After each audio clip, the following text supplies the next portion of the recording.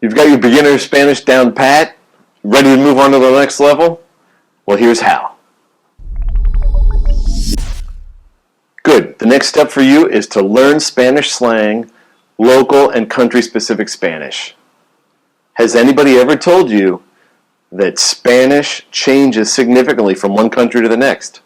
If not, you're in for a big surprise, because it can change not just the vocabulary, but the intonation, the grammar, and the pronunciation even from one country to the next, to the point where some native speakers can't always understand what other native speakers are saying.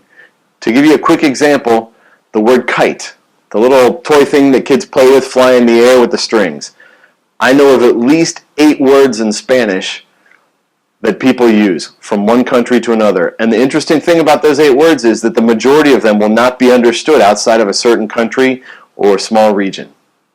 Think of this as similar to learning English from England as compared to English from Australia or English from South Africa, or German from Germany compared to German from Switzerland or German from Austria, or even Arabic from Egypt or Arabic from Saudi Arabia. However, these changes are much wider, much broader, because there are many more Spanish-speaking countries than basic countries and basic accents in the 3 languages I just mentioned. The good news is you can learn all of this. All you need is a little structure and a little focus. You can learn the local language and dialects by focusing on the 4 segments I just mentioned: pronunciation, grammar, vocabulary, and intonation. Each country's Spanish can be broken down into these 4 segments, and from there, you can treat it just the same way that you did when you started learning basic Spanish. You practice, you study, and you do exercises. You get used to the vocabulary, the grammar, the pronunciation, and the intonation.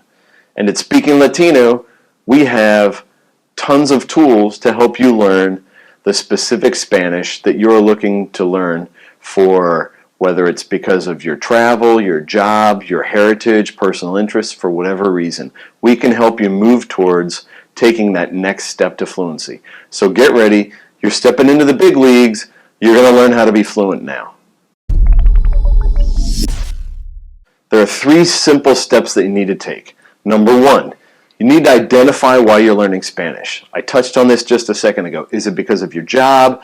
Are you following down, like Steven just told me this morning, are you following your girlfriend down to Chile? Maybe it's because your grandparents grew up in a country and you're wanting to get back in touch with your heritage and your cousins. Once you decide that, it'll help you figure out how to focus your language learning. Step number 2 is identify the country or region. That is a direct result of the first step. Identify the country or region that you want to focus on. And step number 3 is get to work. Start studying. Start practicing. You don't have to waste time looking for all the right tools for the country that you're interested in. I've done that already. I've got the lists put together for you. All you need to do is go to the Speaking Latino website and start focusing on using the resources for your specific country. And if you get stuck, just send me a quick email.